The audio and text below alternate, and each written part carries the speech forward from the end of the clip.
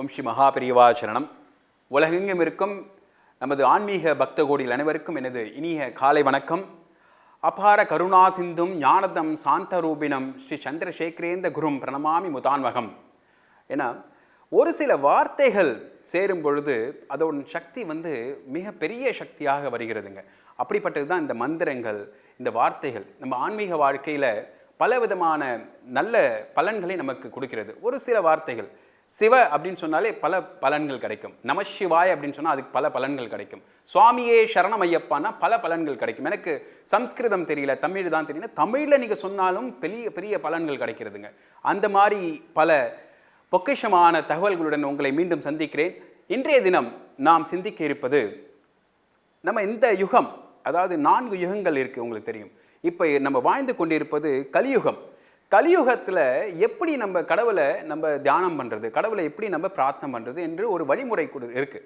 ஒவ்வொரு யுகத்துக்கும் ஒரு வழிமுறை இருக்கிறது. கலியுகத்திலே நம் கடவுள் பக்தி அதிகரிக்கும், ஆன்மீக சக்தி அதிகரிக்கிறதுக்கு ஒரு வழிமுறை இருக்கிறது.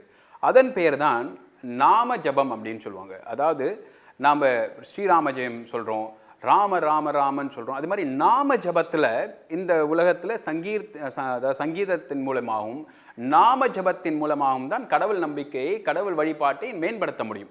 அதாவது பொது சங்கம், பொதுவாக மக்கள் கூடி அந்த சத்சங்கம் சொல்லுவோம், அது மாதிரி இருக்கும் பொழுது நாம் இந்த நாம ஜபத்தை மேலே மேலே சொல்லிகிட்டே இருந்தாக்க நிச்சயமாக அந்த இடத்தில் நமக்கு ஆன்மீக ரீதியாக கடவுள் சக்தி உருவாகிறது, நம்ம எண்ணங்கள் பலப்படுகிறது. நாம் பொதுவாக எந்த காலை செஞ்சாலும் சரி, வீட்டில் நம்ம சமையல் பண்ணுறோம் அப்படிங்கும்போது அந்த சமைக்கும் பொழுது கூட நம்ம ராம ராம ராம ராம இல்லை சிவ சிவ சிவ முருகா முருகா அப்படின்னு சொல்லி சமைச்சாக்க அந்த சாதம் பிரசாதமாக மாறுகிறது. அந்த எண்ணங்கள் நீங்கள் சமைக்கும் பொழுது இந்த நாம ஜபத்தோடு செய்யும்போது அந்த எண்ணங்கள், நீங்கள் சாப்பிட்றாங்களே அவங்களோட எண்ணங்களும் பக்திமயமாக இருக்கும். அவர்கள் பக்தியில் இல்லைனாலும் இன்றைக்கி நிறைய பெற்றோர்களுக்கு என்கிட்ட சொல்கிறது என்னென்னா, ஐயா நாங்கள் குழந்தைகள்லாம் இன்னும் பக்தி பக்கமே வரமாட்டேங்கிறாங்க, அவள் எதுக்கு எடுத்தாலும் எனக்கு நீங்கள் சாட்சியை கொடுங்கங்கிறாங்க. நீங்கள் அவளை பற்றி கவலையப்படாதீங்க, அவங்க எல்லாரும் பக்திமயமாக வரணும்னா நீங்கள் சமையல் செய்யும் பொழுது அந்த நாம ஜபத்தை சேர்த்து செய்யுங்கள். அவர்களுக்கும் அந்த பக்தி போய் சேரும். பெற்றோர்கள் செய்வது தான் குழந்தைகளுக்கு சேரும்.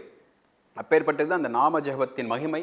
அந்த நம்ம இருக்கிற கலியுகத்தில் இன்றைக்கி நாம் செய்யும் ஒவ்வொரு செயல்களிலும் இறை நாமத்தை மேன்மேலும் செயல்பட்டால் அந்த அந்த பலன்கள் நம்ம மேம்படுத்துங்க. வாழ்க்கையில் இன்றைக்கி எந்த விதத்திலையும் நீங்கள் எந்த குறையும் இல்லாமல் சர்வ சௌபாக்கியத்தோடு சர்வ மங்களத்தோடு நீங்கள் ஜெயிப்பீர்கள் என்பது உண்மை.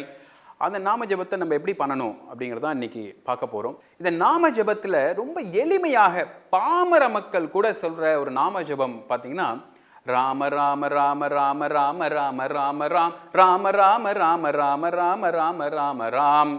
இது தொடர்மையாக ராம அப்படின்னு சொன்னாலே போதுங்க, நம்ம எல்லா எல்லா வினைகளும் நம்ம விட்டு போயிடும். இது ரொம்ப எளிமையாக சொல்லக்கூடியது. இதை தனியாக நம்ம பண்ணலாம், இல்லை ஒரு 4 பேரை வீட்டில் வரவழைச்சு அன்றாடம் அந்த வீட்டில் உட்காந்து விளக்கேற்றி விட்டு இதை நீங்கள் நித்தியமாக உங்கள் ஒரு வழிமுறையாக நீங்கள் செயல்பட்டீர்களானால் இதற்கான பலன்கள் நிறையா இருக்குது.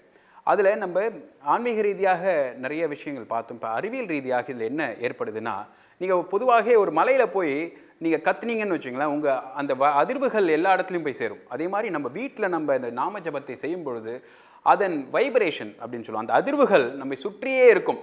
உங்களுக்கு நீங்கள் தலைகளை நின்னா கூட கெட்ட எண்ணங்கள் உங்கள் மனசில் வராது. இந்த அதிர்வுகள் தான் உங்களை வழிநடத்தும். இந்த அறிவியல் ரீதியாக பல பலன்கள் இருக்கிறது இதற்கு. இன்றைய தினம் நம்ம கலியுகத்தில் எப்படி பக்தியை எப்படி மேம்படுத்துவது, எப்படி நம்ம இறைவனை நம்ம வழிபடுகிறது நாம ஜபத்தால் அப்படின்னு பார்த்தோம். இந்த நாம ஜபத்தால் ஏற்படும் பல பலன்களில் மிக முக்கியமானது, நம்மை சுற்றி இருக்கும் அந்த அதிர்வுகள் நமக்கு மட்டும் பலன் இல்லைங்க, நம்ம பக்கத்து வீட்டுக்கு, நம்ம சுற்று வர்ற அத்தனை பேருக்கும் அது பெரிய மகிமை உண்டாகும்.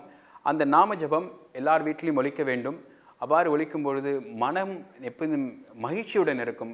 அந்த வீட்டில் எங்கேயுமே சண்டையே வராது. இந்த நாம ஜபம் மட்டும் அங்கேயே, ஏன்னா 4 பக்கமும் அதுதான் இருக்கும் உங்கள் வீட்டில்.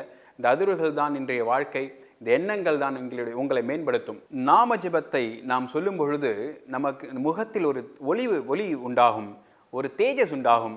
சரளமாக நீங்கள் பேச முடியும், எங்கேயுமே திக்கு திணற மாட்டீங்க. நாம ஜபத்தை விடாமல் நீங்கள் சொன்னீர்களானால் சரளமாக பேசுவீர்கள். இது மாதிரி பல பலன்கள் இருக்கிறதுங்க. இந்த ஆன்மீக பயணத்தில் உங்களுடன் சேர்ந்து பயணிப்பதில் எனக்கும் பெரிய சந்தோஷம், மகிழ்ச்சி இருக்குது. ஒவ்வொரு நாளும் பல பலனுள்ள நல்ல தகவல்களை உங்களுடன் பகிர்ந்துக்க இருக்கிறேன். நாளைய தினம் மீண்டும் ஒரு மிக முக்கியமான தகவலுடன் உங்களை சந்திக்கிறேன். அதுவரை உங்களிடமிருந்து விடைபெறுவது உங்கள் வாசனையர். நன்றி.